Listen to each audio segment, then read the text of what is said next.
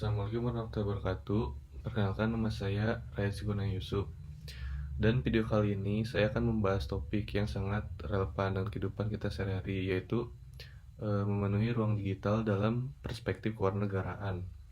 Jadi itu bukan hanya soal internet atau media sosial, tapi bagaimana kita sebagai warga negara hadir, berpartisipasi, dan bertanggung jawab di dunia digital. Oke, jadi apa itu ruang digital? Nah, jadi ruang digital itu adalah tempat kita berinteraksi, bertukar informasi, dan berkomunikasi secara online. Nah, untuk contohnya yang pertama tuh ada media sosial seperti Instagram, TikTok, kemudian Twitter. Nah, kemudian ada platform edukasi seperti e-learning, seperti Google Classroom. Kemudian ada marketplace seperti Tokopedia, Shopee. Kemudian ada forum. Nah, di dalam forum itu ada website dan aplikasi chatting. Nah, jadi dalam kewarganegaraan modern, ruang digital menjadi ruang publik baru. Nah, jadi kalau dulu ruang publik hanya di jalan, kampus, kantor, dan lingkungan masyarakat. Nah, jadi sekarang ruang publik juga ada di layar HP kita. Nah, jadi ruang digital bukan sekedar tempat hiburan, tapi juga ruang demokrasi, kemudian ruang diskusi, ruang pendidikan, kemudian ruang pemerintah, ruang kreativitas. Nah, jadi karena itu sebagai warga negara yang baik, kita perlu mengisi ruang digital secara positif dan bertanggung jawab. Nah, jadi mengapa kita harus memenuhi ruang digital? Nah, jadi ada beberapa alasan penting. Nah, jadi di ruang digital itu kita membentuk opini publik yang dimana informasi di internet bisa mempengaruhi cara orang berpikir, kemudian memilih bahkan bersikap dalam suatu isu.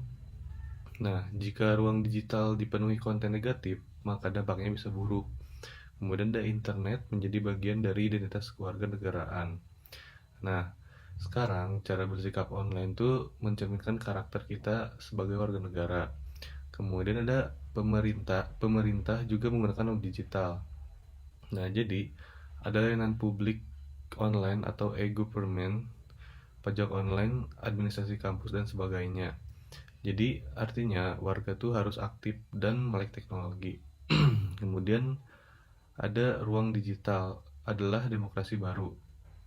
Nah, jadi ada kebebasan berpendapat asal bertanggung jawab dan tidak melanggar hukum. Kemudian bagaimana cara kita hadir secara baik di dunia digital? Jadi ada beberapa bentuknya. Nah, jadi yang pertama tuh ada memproduksi konten positif. Nah, misalnya yang pertama membuat konten edukasi, berbagi pengetahuan, kemudian ada upload hasil karya, menyebarkan informasi yang benar dan bermanfaat. Nah, kemudian kampanye anti hoax, dan ada juga konten yang membangun toleransi dan persatuan. Nah, jadi konten positif ini tuh bisa membantu memerangi ujaran kebencian, hoax, atau provokasi yang bertebaran online. Nah, kemudian itu ada menjaga etika digital atau digital ethics. Nah, jadi dalam kewarganegaraan, etika digital itu penting.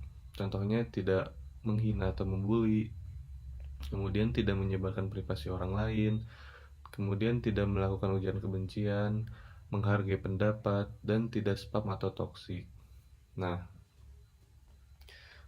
jadi etika digital itu mencerminkan karakter warga negara yang baik.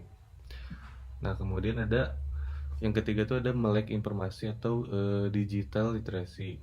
Nah, jadi kita tuh harus mampu memahami sumber yang valid, kemudian membedakan fakta dan opini, kemudian mengecek ulang informasi, tidak gampang terprovokasi, tidak asal share. Nah, jadi hoax itu adalah salah satu masalah besar di Indonesia. Jadi dengan literasi yang baik, kita membantu membuat ruang digital yang lebih sehat. Nah, kemudian ada berpartisipasi dalam demokrasi digital. Nah, misalnya yang pertama, ikut diskusi online dengan sopan, kemudian memberikan kritik kepada pemerintahan dengan data yang jelas, kemudian mengikuti forum publik digital, Adapun memanfaatkan petisi online, kemudian ikut survei atau polling resmi. Nah, jadi itu adalah bentuk partisipasi sebagai warga negara.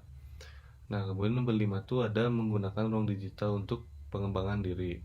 Nah, contohnya yang pertama tuh ada belajar online, kemudian ada mengikuti kursus gratis, ada membaca artikel, kemudian menambah skill, dan juga membangun portofolio. Nah, jadi ruang digital tuh dapat meningkatkan kualitas sumber daya manusia Indonesia. Kemudian selanjutnya ada peran negara dalam mengatur ruang digital. Nah, jadi pemerintah juga punya peran penting dalam memastikan ruang digital tetap aman.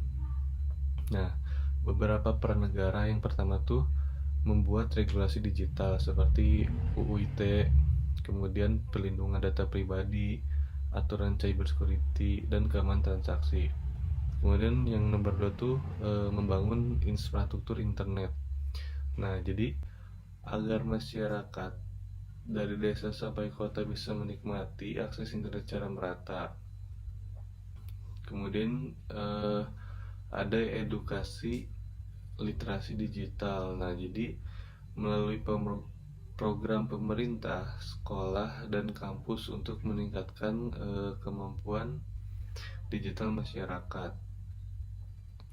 Kemudian ada menyediakan layanan publik online. Contohnya tuh ada pajak online, kemudian ada administrasi kependudukan, ada layanan BPJS, kemudian ada SIM online, sekolah dan kuliah daring, dan laporan kejahatan yang online gitu.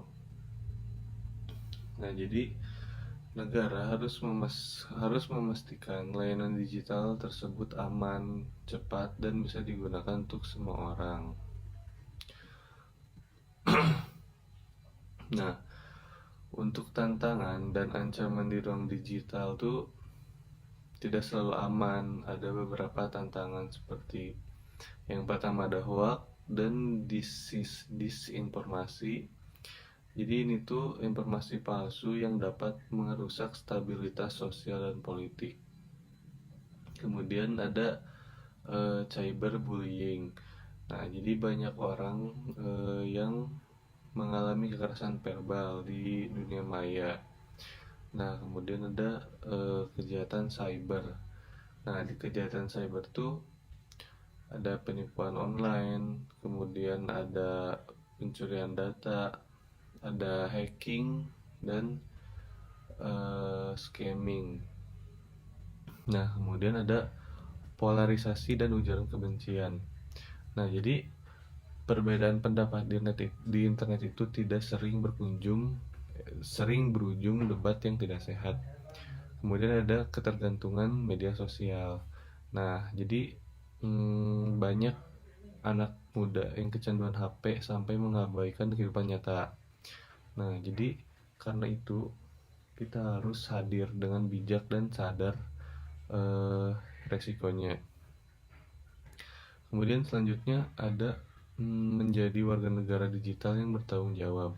Nah, jadi pada akhirnya memenuhi ruang digital bukan hanya soal aktif online, tetapi bagaimana kita bijak memakai teknologi, kemudian menghargai orang lain, tetap mematuhi peraturan, mengedepankan etika, kemudian memberikan kontribusi yang positif, ikut menjaga keamanan dan persatuan bangsa. Nah, jadi ruang digital tuh adalah masa depan kewarganegaraan. Kita tidak hanya menjadi warga negara Indonesia, tetapi juga warga di era digital. Nah,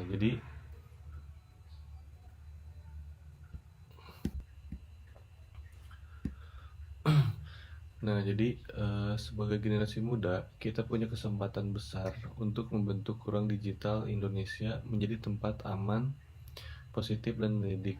Mulai dari hal kecil seperti tidak menyebarkan foto tanpa izin, kemudian berpikir sebelum mengetik, menghargai pendapat berbeda, memilih informasi yang sehat. Jadi kalau semua warga negara melakukan hal-hal kecil ini, ruang digital tuh akan menjadi ruang yang produktif dan mencerdaskan.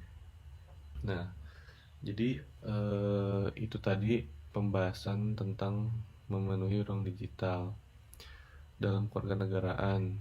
Terima kasih sudah menonton, semoga bermanfaat dan bisa membantu kita menjadi warga negara digital yang lebih bijak.